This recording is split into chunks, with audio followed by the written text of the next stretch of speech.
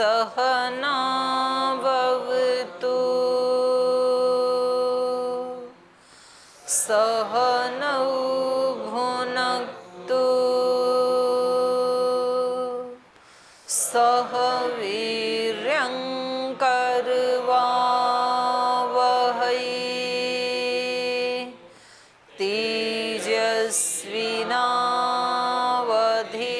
तेजस्विनावधीतमस्तु मा विद्विषावहै ॐ शान्ति शान्ति शान्तिः।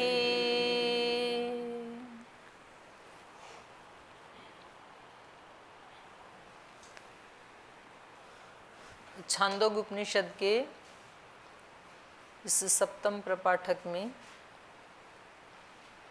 कल हमने पढ़ा था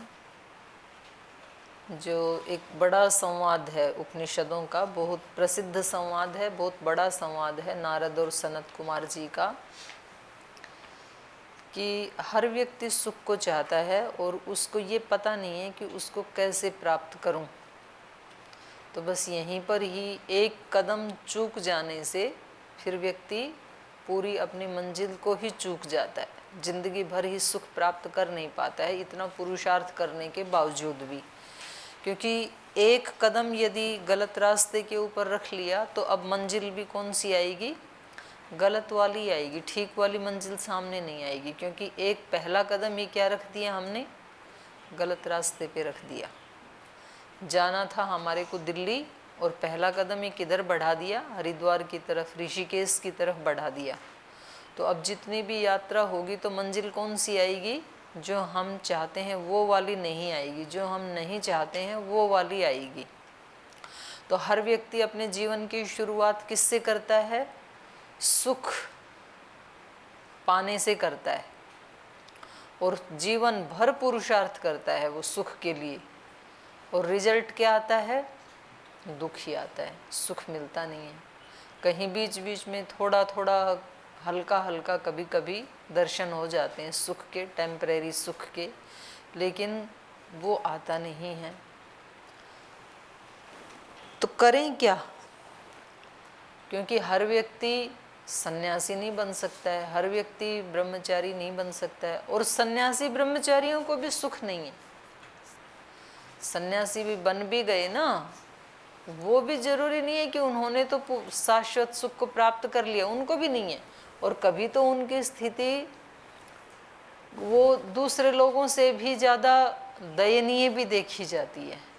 क्योंकि वास्तव में जो सुख का जो प्रोसेस है वो बाहर नहीं है, वो एक स्पेशल प्रकार का आचरण करने से व्यक्ति को सुख मिलता है।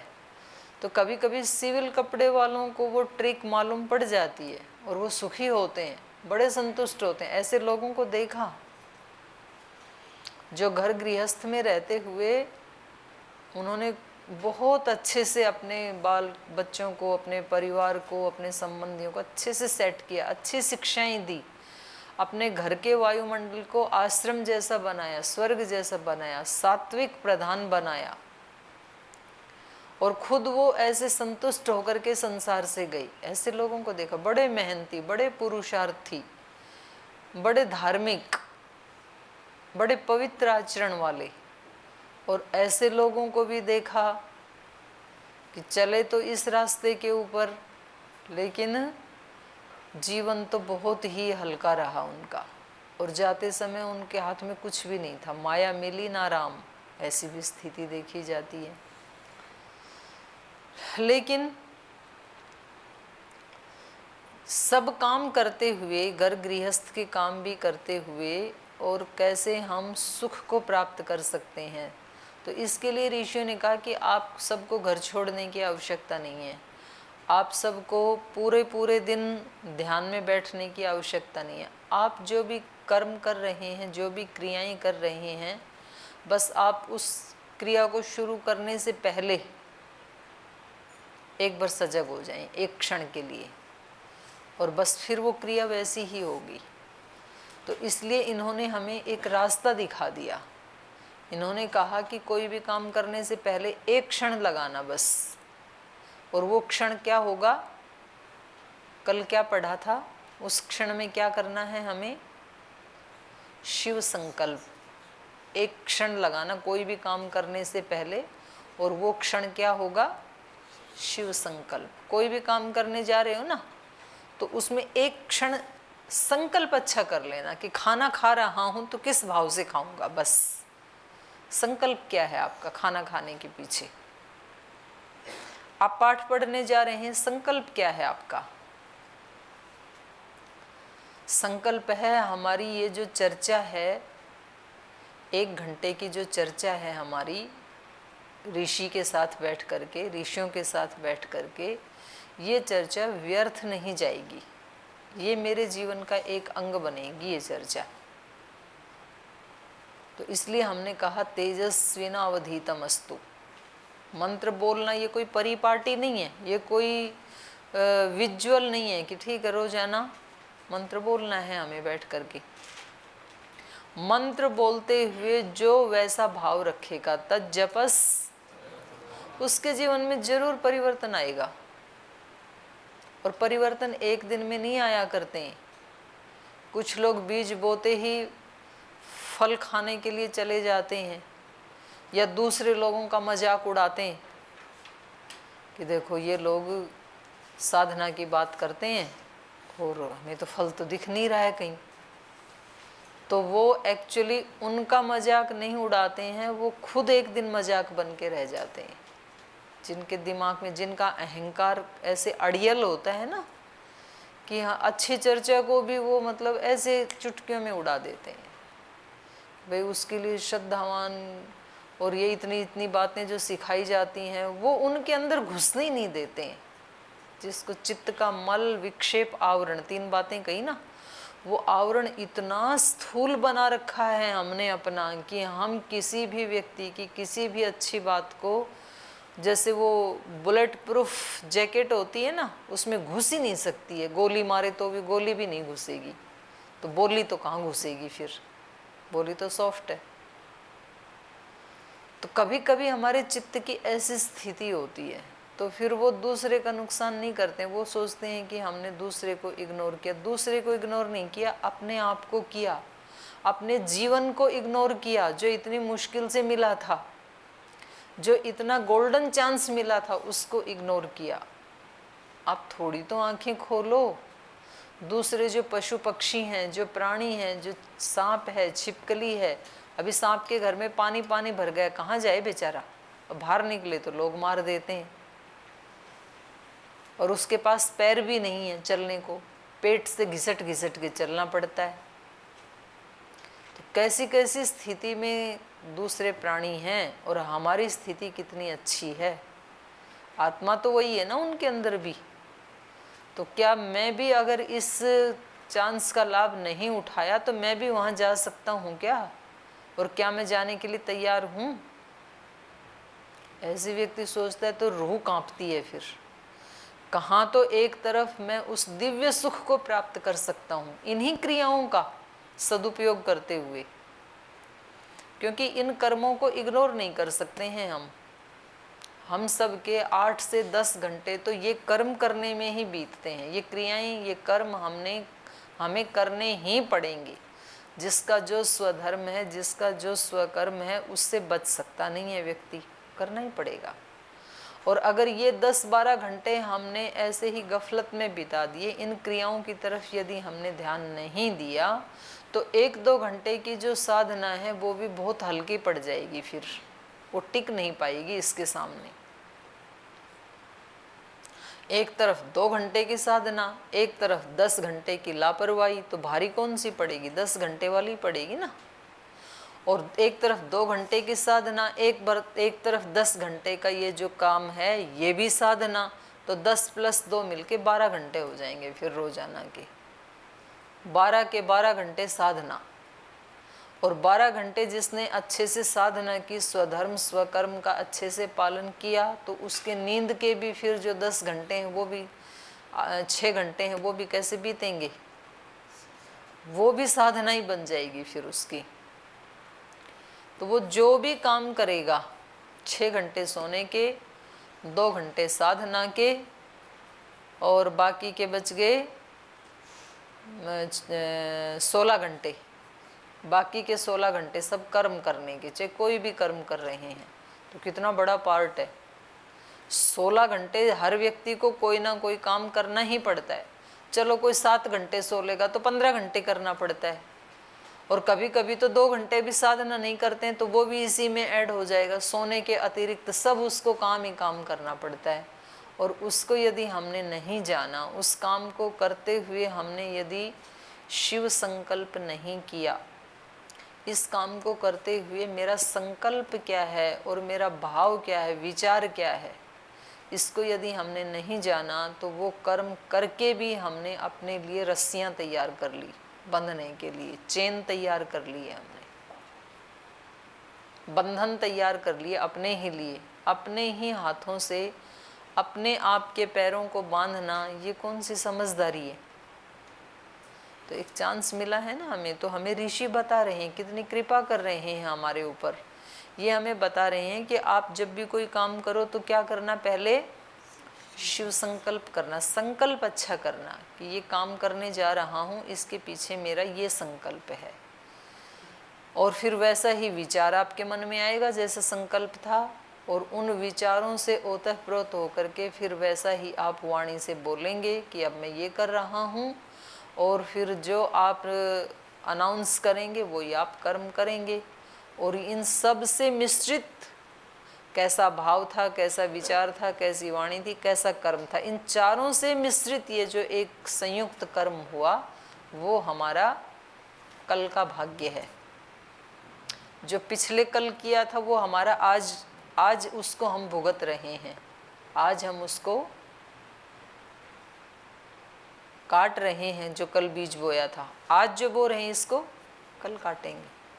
आज हम इस स्थान पे बैठे हैं, हम ऐसे ऋषियों के ग्रंथों को पढ़ रहे हैं, तो इससे हम अनुमान लगा सकते हैं कि निश्चित रूप से पहले भी हमने कुछ अच्छा ही किया था, नहीं तो कहाँ मिलता ये हमें। और जो मनुष्य शरीर में बैठे हैं तो इसका मतलब निश्चित रूप से हमने अच्छे कर्म किए थे, तब तो शरीर मिला ये, नहीं तो सबको तो मिला नहीं मनुष्य का शरीर।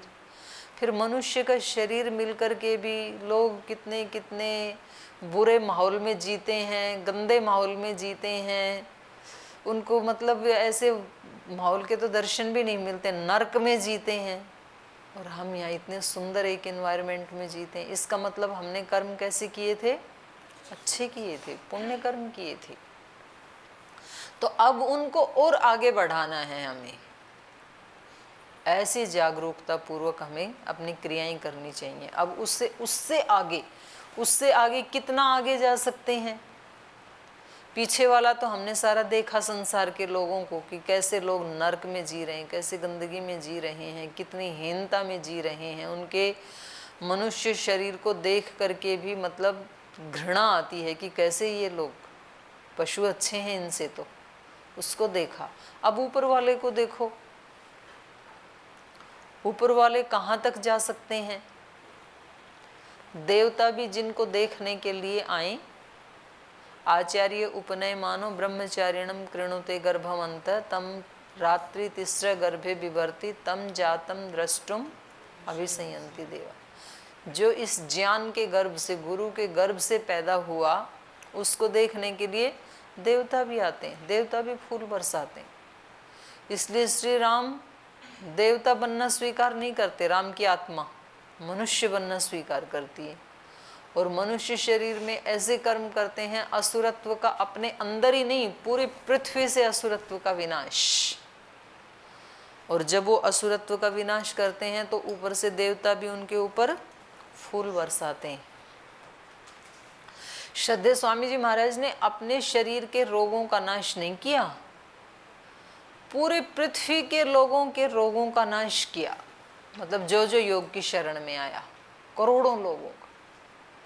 तो ऐसे शरीर के ऊपर देवता फूल क्यों नहीं बरसाएंगे। चारों तरफ से देवता फूल बरसाते हैं, उनको आशीष मिलते हैं चारों तरफ से। तो एक ये इतना ऊंचा जीवन है। और फिर महर्षि दयानंद का जीवन है, फिर गौतम, कपिल, कणाद, जैमिनी ऋषि का जीवन है। कितनी ऋषिकाएँ हुई, श्रद्धा, घोषा, अपाला, ममता, उशिक, उन सब का जीवन है। वागाम्भृणी, तो वहाँ भी तो जाया जा सकता है। कोई ना कोई तो ऋषि बनते आए, आज भी हैं, आगे भी बनेंगे।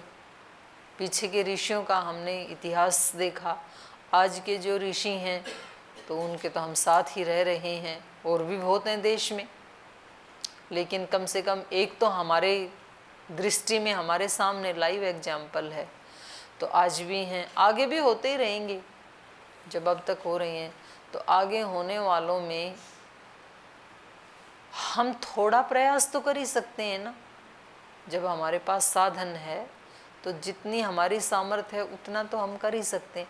ऐसा सोच के हमें हर क्रिया को शुरू करना चाहिए। तो फिर मन में कृतकृत्यता का भाव आता है। तो ये इन्होंने बताया कल कि आप कोई भी कर्म करने से पहले क्या कर लेना, एक बार संकल्प कर लेना। क्योंकि संकल्प जो है वो किससे बड़ा है, मन से भी बड़ा है संकल्प। तो इसलिए कल इन्होंने कहा स यह संकल्पम ब्रह्म इति उपास्ते क्लिप्तान एव वै स लोकान ध्रुवान ध्रुवम प्रतिष्ठान प्रतिष्ठितः अव्यथमानान अव्यथमानो अभिसिद्ध्यति यावत् संकल्पस्य गतं तत्रस्य यथा कांचारो भवति यह संकल्पम ब्रह्म इति उपास्ते अस्ति अस्ति भगवः संकल्पात् भूय इति वाव संकल्पात् भूयो अस्ति इति तन्मे भगवान ब्रवीतु इति। तो यहाँ सनत कुमार जी बता रहे हैं, नारद जो इस संकल्प को ही ब्रह्म समझ करके इसकी उपासना करता है तो वह ध्रुवान लोकान ध्रुव प्रतिष्ठान प्रतिष्ठित, ध्रुव लोकों को प्राप्त हो जाता है और स्वयं भी ध्रुव हो जाता है, स्थिर चित्त वाला हो जाता है। और स्थिर लोक को मतलब अपने अंदर ही एक स्थिरता वाली स्थिति को प्राप्त कर लेता है। एक तो व्यक्ति की स्थिति ये होती है कि कहीं भी उसको चैन ही नहीं है, अंदर से चित्त को बेचैन है, परेशान है, बहुत असंतुष्ट है, विचलित सा है। और एक स्थिति ऐसी होती है कि कभी कभी विचलन होती है, कभी कभी बीच बीच में स्थिरता भी आती है, शांत भी होता है चित्त, तो इसको विक्षिप्त कहते हैं। एक ऐसी स्थिति है एकाग्र, सदा ही निश्चिंत, सदा ही शांत, सदा ही प्रसन्न, ध्रुव, जो अर्जुन को मिली। तो अर्जुन की हमने 3 स्थिति देखी गीता में। पहले वाली जो स्थिति है वो कैसी है, दूसरे अध्याय वाली स्थिति कैसी है उसकी, उनकी अत्यंत विषाद से युक्त हैं। शरीर भी अस्थिर है, मन भी अस्थिर है, लेकिन जैसे जैसे क्योंकि उनको उस स्थिति से बाहर निकलना है तो वो अपने गुरु से प्रश्न पूछते जाते हैं और जैसा गुरु बताते हैं वैसा वैसा अभ्यास करते जाते हैं उनकी बात मान करके। तो उनकी बीच के जो अध्याय हैं उनमें स्थिति कैसी है, मध्यम स्थिति है। कभी बात समझ में आती है तो चित्त शांत हो जाता है, फिर कोई और एक प्रश्न उठ जाता है तो फिर चित्त अशांत हो जाता है, फिर गुरु जी से पूछते हैं, भगवान कृष्ण से पूछते हैं। तो बीच की जो गीता की के जो अध्याय हैं उनमें अर्जुन की मध्यम स्थिति दिखाई देती है। लेकिन जो आगे 18वें अध्याय में है नष्टो मोह स्मृतिर्लब्धा, वो कैसी स्थिति है, वो है स्थितोस्मि गत संदेह। उसमें वो कह रहे हैं कि अब चित्त की स्थिति कैसी है, अविप्लव विवेक ख्याति वाली है।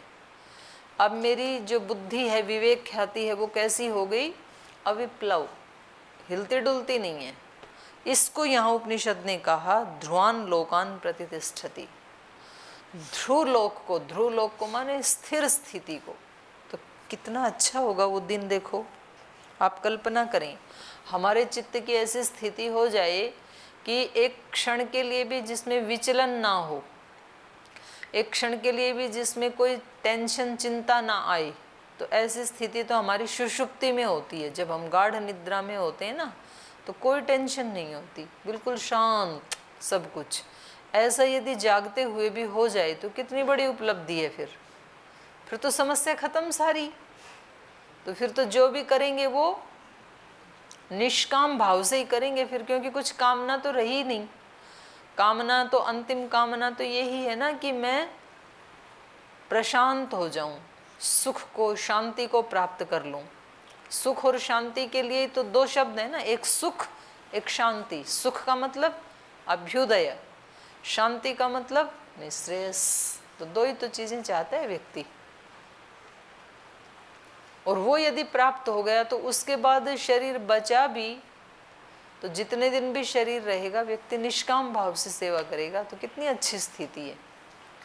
तो अगर हम उसको अभी कुछ महीना, कुछ वर्ष अगर उसको पुरुषार्थ करके प्राप्त कर लें, तो अब देखो हमारा जितना भी जीवन बचा है, किसी के 60 साल हैं, किसी के 70 साल बचे हैं, किसी के 50 बचे हैं, जितना भी जीवन जिसका बचा है, एक औसत आयु मान करके, वैसे तो किसी का भी भरोसा नहीं है, तो इतने वर्ष हम कैसे जिएंगे इस संसार में? अत्यंत आनंद के साथ। तो कितनी अच्छी बात है। तो ये कह रहे हैं कि जो इस प्रकार से, और करना क्या है, करना क्या है उस स्थिति के लिए? हर काम को करने से पहले शिव संकल्प, ये है बस।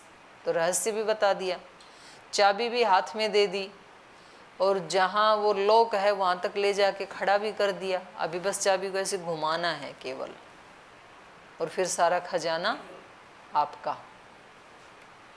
तो जो भी कर्म करें तो एक बार क्या कर लेना? संकल्प, शिव संकल्प कर लेना, अच्छा संकल्प कर लेना।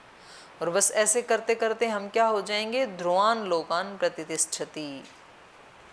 अव्यथमानान अव्यथमानो, दूसरों को भी व्यथित नहीं करेंगे और अपने आप को भी व्यथित नहीं करेंगे। अव्यथमानान अव्यथमानो अभिसिद्ध्यति, ये सिद्धि प्राप्त हो जाएगी।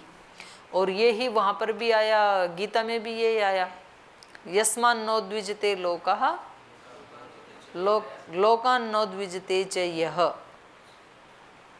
जो ना दूसरों को उद्विग्न करता है और दूसरे भी उसको उद्विग्न नहीं करते हैं फिर, और वो खुद भी अपने को उद्विग्न नहीं करता है। यही यहाँ भी यही कह रहे हैं कि ये अव्यथमानान अव्यथमानो, ना दूसरों को व्यथित करता है, दुखी करता है, और ना तो दूसरे इसको दुखी करते हैं। ऐसी स्थिति को प्राप्त कर लेता, खुद भी सुख से जीता है और दूसरों को भी सुख से जीने के लिए प्रेरित करता है, और दूसरे भी इसको बाधा नहीं डालते हैं। तो ये संकल्प की महिमा है। यावत् संकल्पस्य गतम तत्र अस्य यथा कामचारो भवति। ये कह रहे हैं ये संकल्प की इतनी बड़ी महिमा है, तो इसका मतलब बस संकल्प पे यात्रा खत्म हो गई? तो कह रहे हैं नहीं, संकल्प से आगे और दिव्यता बहुत विराट है, अनंत है दिव्यता तो। पर जो जिस व्यक्ति ने अपने संकल्पों को ठीक कर लिया, जिसके संकल्प, जिसके विचार, जिसकी वाणी, जिसका व्यवहार, जिसके कर्म सब दिव्य हो गए, तो वो व्यक्ति भी कोई ये कम सुख नहीं है। संकल्प की जितनी महिमा है उतनी महिमा को वो प्राप्त कर लेगा। जहाँ तक संकल्प की गति है वहाँ तक इसकी गति हो जाएगी। तो संकल्प की गति कितनी है? संकल्प की कितनी गति है? संकल्प का क्षेत्र कितना है? जितनी विशाल ये सृष्टि है, ये सारी सृष्टि संकल्प का ही परिणाम है ना। तो कहाँ तक सुखी हो सकते हैं? जहाँ तक ये सृष्टि है। तो जहाँ कहीं भी हम सृष्टि में जाएं तो कुछ लोग ऐसे मिलेंगे आपको कि उनको वो कहते हैं कि जी हमें किन्हीं भी व्यक्तियों के बीच में छोड़ दो, कैसी भी परिस्थिति में छोड़ दो, किसी भी देश में छोड़ दो, हम वहाँ एडजस्ट कर लेंगे। कितनी बड़ी बात है ये। और दूसरा व्यक्ति कहता है जी देखो वहाँ मच्छर नहीं होने चाहिए, तब तो मैं एडजस्ट कर लूँगा, मच्छर हुए तो नहीं सोया जाएगा मेरे से। जी वहाँ पर एसी ज़रूर होना चाहिए, इतनी गर्मी में नहीं रहा जाएगा, बाकी सब सहन कर लूँगा। जी वहाँ पे दूध जरूर होना चाहिए, गाय जरूर होनी चाहिए कुछ ना कुछ तो शर्त होती है व्यक्ति की। बोल जी वहाँ पर कक्षा जरूर लगनी चाहिए वेद दर्शन की उपनिषद की, बाकी कुछ मिले ना मिले तो वो 1 घंटे का सत्संग जरूर चाहिए मेरे को। तो सत्संग चलता रहेगा तो हम फिर और बाकी सब सहन कर लेंगे। बोल जी वहाँ गंगा जी जरूर होनी चाहिए, गंगा के प्रति मेरी बड़ी श्रद्धा है। आसपास गंगा हो, एक बार उसमें स्नान करके आ जाएं। कुछ ना कुछ तो व्यक्ति की कंडीशन होती हैं, अगर ये नहीं होगा तो मैं दुखी हो जाऊंगा। लेकिन जो व्यक्ति कहे कि कैसी भी परिस्थिति में मुझे रख दे मैं प्रसन्न रहूंगा, ये तो बहुत बड़ी बात है। तो ये संकल्प का क्षेत्र है। जो संकल्पवान व्यक्ति होता है ना वो ये बात कह सकता है, क्योंकि उसकी सारी खुशियाँ किस पे डिपेंड करती हैं, उसके संकल्प पे। यावत् संकल्पस्य गतं तत्र अस्य यथा कामचारो भवति यह संकल्पम ब्रह्म इति उपास्ते। तो कहा कि भगवान क्या संकल्प से भी बड़ा कुछ है क्या? तो कहा है ना, निश्चित रूप से है। वाव भूयो अस्ति इति तन में भगवान ब्रवीतु इति, तो फिर आप उसका भी उपदेश दीजिए, सारा ही बता दो। फिर बताने लगे हो तो इससे बड़ा भी क्या है। तो कह रहे हैं चित्तम वाव संकल्पात् भूयः यदा वै चेतयते अथ संकल्पयते अथ मनस्यति अथ वाचम ईरयति ताम उ नाम्नि ईरयति नाम्नि मंत्रः एकम भवन्ति मंत्रेषु कर्माणि। कह रहे हैं संकल्प विकल्प भी किस में उठते हैं? चित्त में उठते हैं ना। चित्त का मतलब है यहाँ पर चेतना, क्योंकि संकल्प भी चेतना से उठते हैं ना। जड़ का धर्म नहीं है ना संकल्प करना, चेतन का है, तो वो इससे भी बड़ा है। चित्तम वाव संकल्पात् भूयः, संकल्प से भी बड़ा क्या है? चित्त। यदा वै चेतयते, जब व्यक्ति चेतन होता है, अथ संकल्पयते, तो संकल्प करता है। जब हम अपनी चेतना में होते हैं, अपने स्वरूप में होते हैं, आत्म भाव में होते हैं, तभी तो शिव संकल्प कर पाएंगे। जब हम शरीर भाव में हैं, कहीं बाजार से जा रहे हैं, इंद्रिय भाव में हैं, और वहाँ कोई खाने पीने की अच्छी चीज़ दिखाई देती है, तो मन में क्या आता है? फिर उसको खा लूँ। जिसकी जिसमें रुचि है, किसी किसी की स्वीट में रुचि होती है तो उसको मिठाइयाँ दिखाई देंगी, किसी किसी की चटपटे में रुचि होती है तो उसको पानी पूरी दिखाई देगी। तो जैसी जिसकी रुचि है, तो अगर वहाँ मन जा रहा है तो इसका मतलब हम किस भाव में हैं अभी? इंद्रिय भाव में और शरीर भाव में। इंद्रिय भाव में यदि नहीं हो तो फिर हम चेतन भाव में यदि हैं तो फिर हम संकल्प करेंगे, हम विचार करेंगे कि पानी पूरी में कौन सी प्रोटीन है, कौन से विटामिन्स हैं, इसको खाने से क्या क्या लाभ मिलेगा। तो पता लगेगा कि विटामिन तो कोई भी नहीं है।